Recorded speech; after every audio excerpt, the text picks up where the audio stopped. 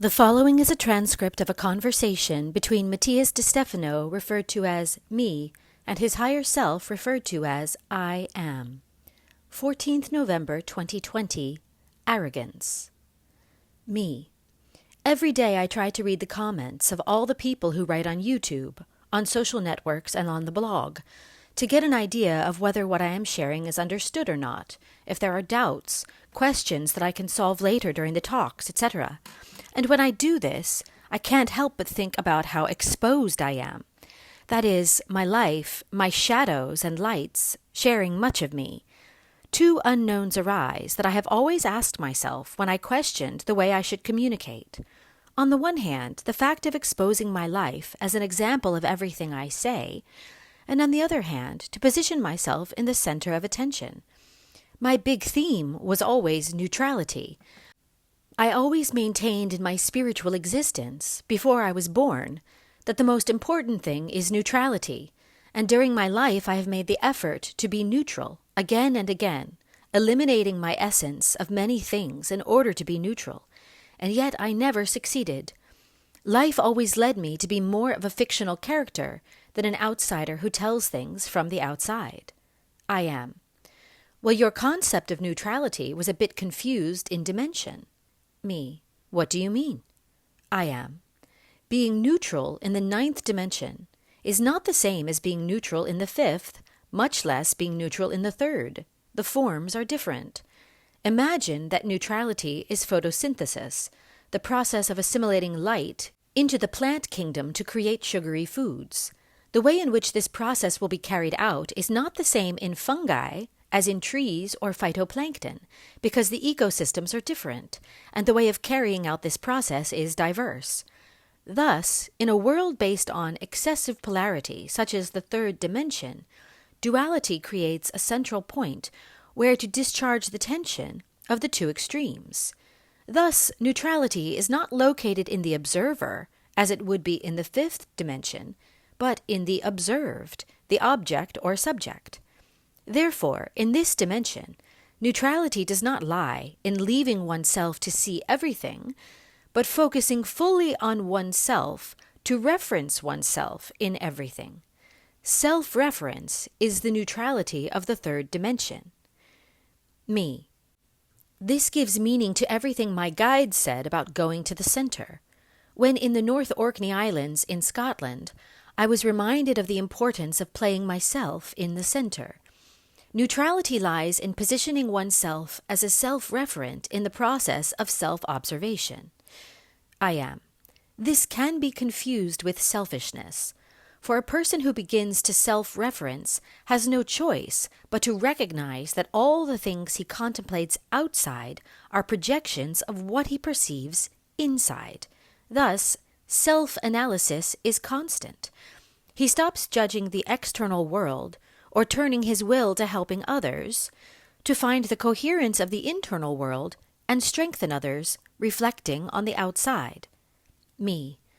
When I was on Mount Tabor, Israel, I had a crisis about showing myself on camera. We were filming the documentary, The Rememberer, and I felt dirty talking about myself, like I wasn't being neutral, but just talking about me. I went to the mountain alone, and there a being, a teacher, gave me a very hard talk. He told me, "You are nothing more than a tool. Your face does not belong to you. Your story is of the world.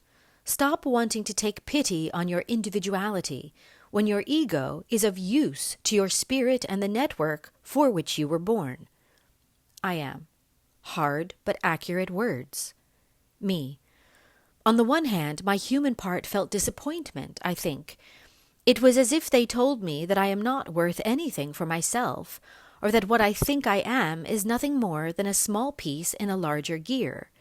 And on the other hand, my whole being felt a gigantic relief, an enormous liberation, that returned my soul to the body, a soul that sought to escape. I understood that I could not escape a reality that I had created myself. Matias is just a character created by my higher self. That is my only truth in order to show a path of consciousness. It is as if I am a reflection in a mirror, And all the reflections that are seen in me find the truth or the spirit by that reflection. So I am a means, a tool. I had a hard time accepting it as a human, the fact that life and spirit put me in the spotlight, and I think there are still details to polish about it. I am. What is your fear? Me. Well, I'm Argentine. I am. And what does that mean? Me.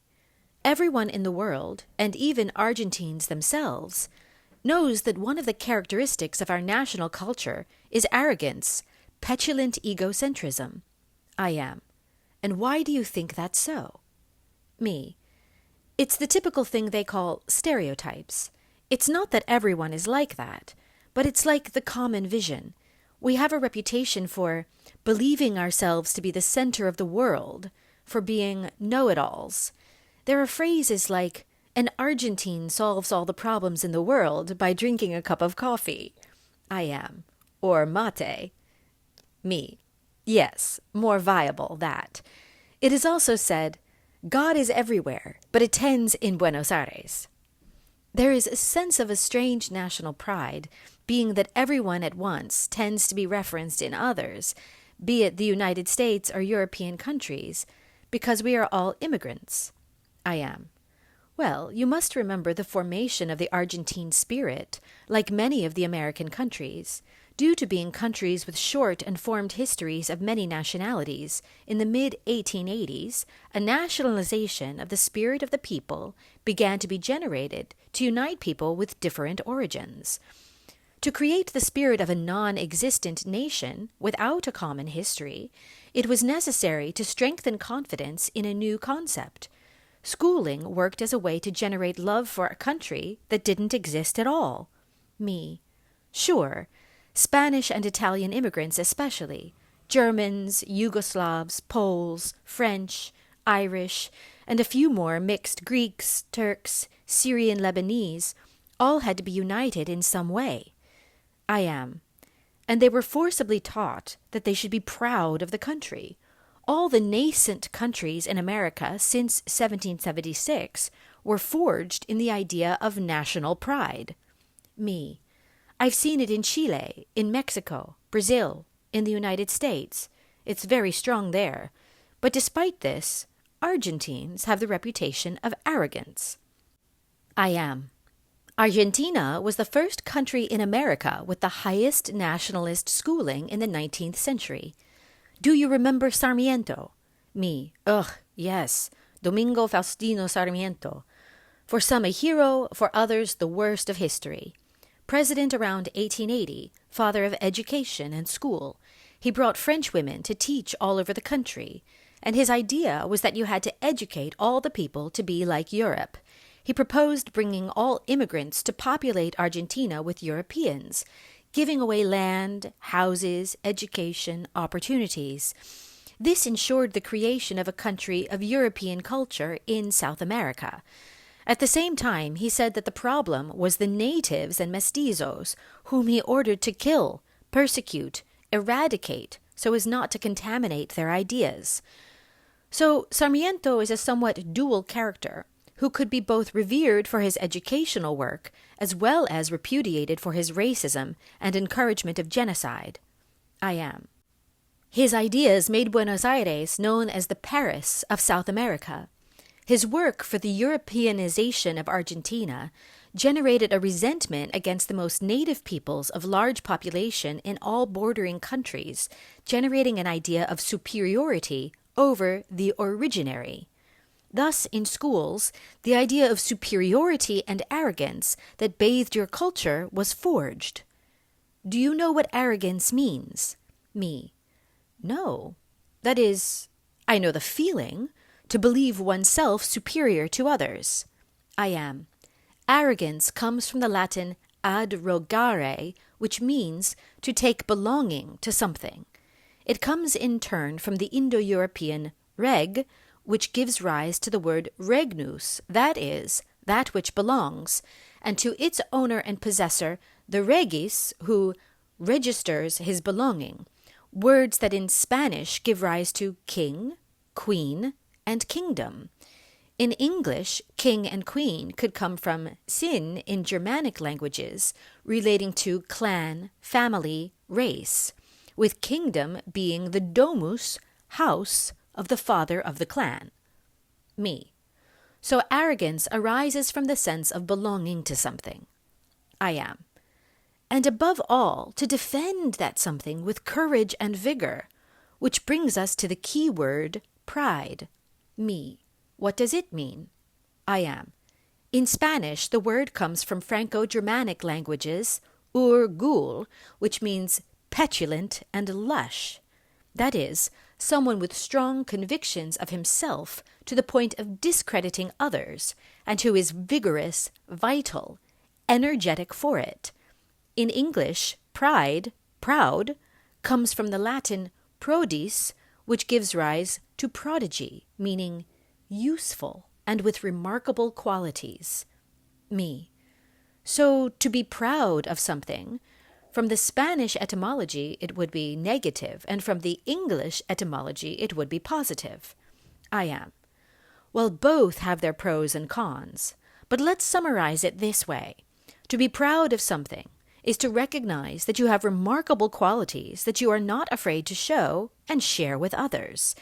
On the positive side, this is recognizing yourself, self-referencing, valuing yourself and getting the best out of yourself. In a negative aspect, it can make you believe that others are less and that they will be under your power, which will make you arrogant, someone who believes you have a right over others, considering them almost your belonging. Me. When we say, I am proud of, I am referring to the fact that I value someone's quality, the gift that the other or that I myself possess. What I would say, I arrogate or he arrogates, becoming arrogant.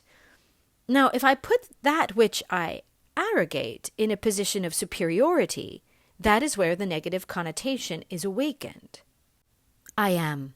Neither pride nor arrogance, as you will see, are negative qualities.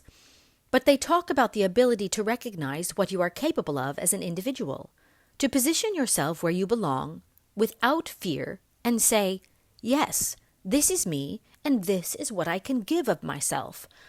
Both are concepts of self-reference, of empowerment, of discovering that each individual has something, a gift to share, and that if I don't go inside myself, I will never be able to find it and activate it. In a natural mechanism, pride and arrogance become the natural action of showing without prejudice what I know how to do. The spider is arrogant of its web. The butterfly is proud of its wings. The eagle is arrogant for its vision. The bear lives proud of its strength. The lion is arrogant of his domain. The tree is arrogant of its roots. The flowers are proud of their fruits. Why can't the human be proud or arrogant of his gifts and abilities? Me. Morality. Globalized Christian traditions have a communist basis. No one can be more than the other because arrogance, pride are sins that God punishes. Many monotheistic traditions have punished originality as witchcraft and heresy, stoning the concepts of personal growth, of showing what one is capable of. Thus, spiritual feudalism, mass control through poverty was assured. No one aspired to more, for of the poor shall be the kingdom of heaven. The meek shall inherit the earth. I am. So culture demonized originality by turning it into arrogance. Me. Until capitalism came along and took it to the other extreme. I am. And that's where we find the flip side. Leaving God aside, the success of individuals was divinized, putting the arrogant as an idol. Pride is the only way of personal empowerment, glorifying the ego over the self. Me. What's the middle ground? I am. Neutrality. Me. We return to my conflict. I am. In the third dimension, it involves recognizing the power you possess and making it useful to others to discover their own power. The pride of your arrogance at the service of the community. Me. It all seems so contradictory. I am, when it's not at all. For the only way you can show others how to find the center of yourself is by going to that center in you. By finding your center, you can show others that center. Me. How can we not fall into extremes? I am. By identifying them. You live in a world of water based on vibration waves. There is no straight path. That is a fallacy. You will always fluctuate between positives and negatives. Balance does not lie in righteousness, but in the ability to move. That is, in the capacity for observation and transformation that prevents you from stagnating in one aspect or another. Life is a constant transformative oscillation, so there is no such thing as a straight path. Learn to dance. Me. Everything that lives in me is my power. I chose to be born in a land that self-references with pride and arrogance, and maybe that's a tool that allows me to keep showing my face and speaking without fear of telling my truth. Solving the world before a cup of coffee. I am. Be proud of what you arrogate. Me. Then I will be able to help others to be proud of their arrogance. I am. And to find that the power of the self lies in the center of oneself, and in the appreciation of that center in the heart and capacity of others.